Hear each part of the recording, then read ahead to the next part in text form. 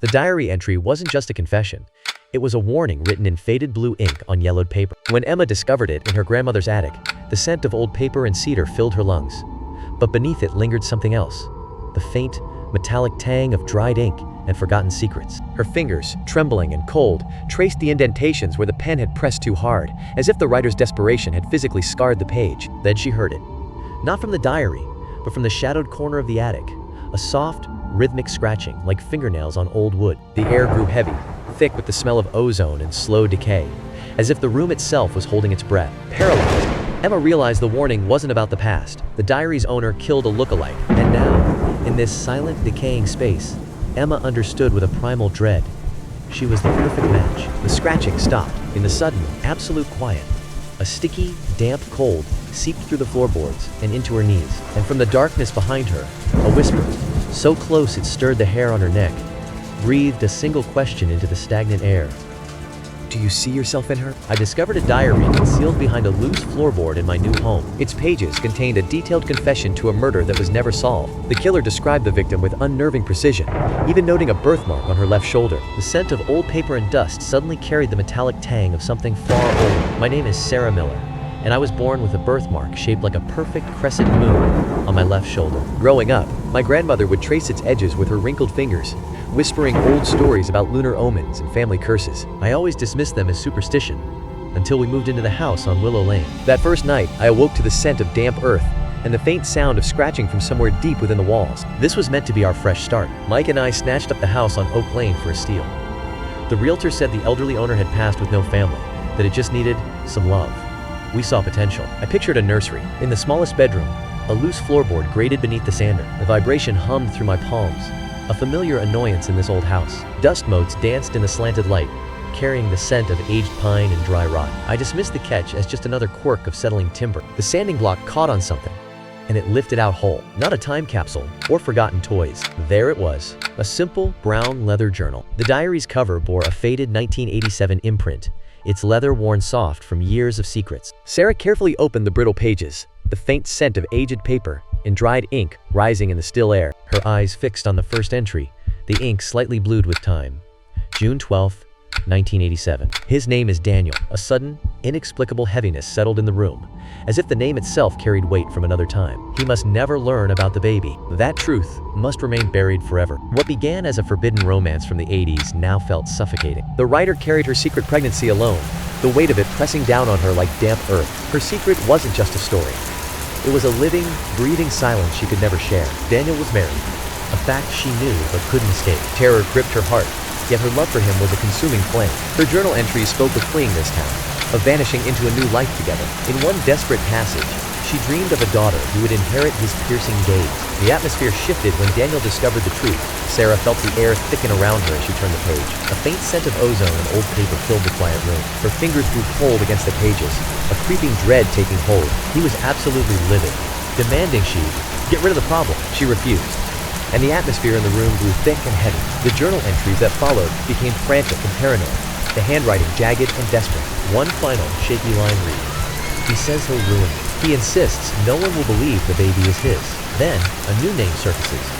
Lydia. Lydia smiled at me at the grocery store. It was like staring into a mirror, a happy, unafraid reflection. She has his smile. The diary entry ends there, but the implication hangs in the air like the scent of ozone before a storm. Lydia was Daniel's wife. The writer's obsession with her became all-consuming. She trailed Lydia, documenting every mundane detail, her morning routines, the precise geometry of her garden, the particular knot in her scarf. A bitter, corrosive jealousy began to fester within her, twisting into something far darker. The air grew thick with a sickly sweet scent of rot, a tangible echo of the corruption taking root in her mind. Those final entries, they crystallized the horror. The page reeked of desperation and cold intent. A sticky, calculated fantasy of replacement unfurled. He would need comfort. He would turn to me. She had plotted it all, in meticulous, bone-deep detail. Sarah would lure Lydia to the property under a false pretense. The old shed out back, isolated, forgotten. No one would hear a sound from within its walls. The final journal entry ends there. July 18, 1987. Just one paragraph. Scrawled in frantic script, the words carried the metallic scent of ozone, the kind that hangs in the air before a storm. A sticky dread settled in the room, thick as the humidity. Then, the line appeared again, stark against the screen.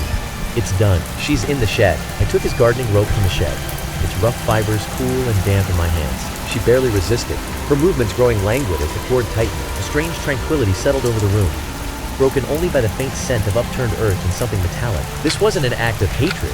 It was something far more hollow and deliberate. The damp air clung to my skin, thick with the scent of iron and ozone. As I whispered the truth into the void, I ended her because her face mirrored yours in every haunting detail. Now, my love, courage pulls me away from this place of sticky secrets. Wherever you wander, know your mother did this for you alone. The diary fell from Sarah's trembling hands. She rushed to the mirror, peeling back her collar. There it was. The same strawberry birthmark on her left shoulder. The air grew heavy with ozone. The victim's mark, my mark. The dates aligned perfectly. I was born February 28th, 1988. I was adopted, and my parents told me my birth mother was too young to cope. They never even knew her name. Now, in the dead of night, Sarah's frantic research on her laptop was the only light in the room. The scent of old paper and dust rose from the forgotten files she unearthed, each click echoing in the oppressive quiet. Lydia Clarke vanished in 1987. Her husband Daniel reported her missing, but without a body, the case went cold. The police suspected Daniel, but he was never charged. The investigation stalled, leaving only questions and a haunting absence. Now, decades later, a photo emerges. It shows a woman who looks exactly like Sarah, but the name on the back reads Lydia Clarke. The air in the room grew heavy with the scent of old paper and something metallic. A faint scratching sound came from the walls. Daniel sold the house and vanished from town a year later. The police fixated on a jealous husband as their suspect. They never considered the pregnant, jealous mistress living right next door. Mike stared at the page, his expression tightened with raw disbelief. His voice was a strained whisper. Sarah, this is insane. You can't actually think this is real. It has to be fiction. A terrible coincidence. Sarah's eyes welled, a single tear tracing the curve of her cheek. The birthmark. Mike? She whispered, the words hanging in the heavy, still air between them. His fingers trembled as they traced the dates in the old journal. The ink faded, but the meaning searingly clear. A sickly sweet scent of decay rose from the pages as he whispered the words. She wrote this to me. The realization was a physical blow, the air turning thick and metallic with the taste of old iron. The baby, he choked out, the final whisper of raw scrape of disbelief. I'm the baby. My birth mother was a killer, and she'd murdered a woman right in my own backyard. The shed door was padlocked, rusted shut with age, but the metallic scent of decay still seeped through. I had to know what was inside, but the thought of calling the police made my throat tighten. What exactly would I tell them about the woman my mother buried here? If I told anyone, I think there's a 35-year-old skeleton in my shed, because my mom wrote about it in her diary.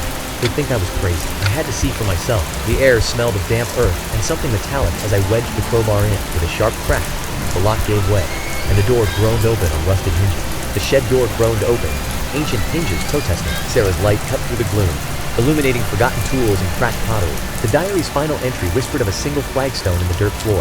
Her breath hitched as the beam settled on one solitary stone among the packed earth. In the shadowed corner, Mike and I strained against the weight. The slab groaned as it lifted, revealing a void beneath. A damp, earthy scent of decay and wet soil wafted up, carrying the metallic hint of old iron. From the blackness, a faint, wet dripping sound echoed, followed by a soft, papery rustle. Our breath hitched in unison, the air growing heavy with a sudden, primal dread. Not bones. A small, rusted metal box. No body. Just a box. Back in the kitchen, Sarah opens the box. Inside the box, she found a faded ultrasound photo from 1987, a tiny pair of knitted booties, and a sealed envelope addressed, to my daughter. Sarah's fingers shook as she broke the wax seal, revealing elegant, familiar handwriting on the paper within. Narrator. My dearest girl, if you are reading this, you found my confession, and you are old enough to understand. I am so sorry. The lie I told you, and the truth I'm telling you now. Lydia isn't in the ground. She left town that night to forge a life away from Daniel. I helped her. The diary wasn't just a journal.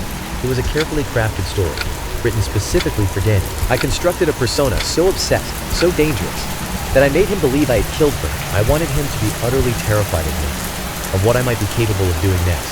So terrified that he would sign those adoption papers, surrender his name and wealth, and vanish from our lives forever. The lie was my only weapon. I forged a monster in these pages, a phantom to haunt the truth, so you could live safely with a family who would love you. The air grew heavy with the scent of old paper and the metallic tang of fear. The real crime wasn't murder. It was a desperate mother's lie. Do not remember me as a killer. Remember me as the woman who loved you enough to become one. The air grew heavy with ozone, a scent that clung to the back of her throat. Her fingers traced the damp edges of the photograph, Feeling the sticky residue of old tape, a primal dread took hold as she understood the truth. There was no murder. But there was a victim, her. She spent my entire life letting me believe she was a monster, to shield me from a different one. The police confirmed it. 5 years have passed since Lydia Clarke's quiet life in Florida ended. The air still carries the faint, metallic scent of what happened there. Lydia remains at large somewhere, breathing under a stolen name.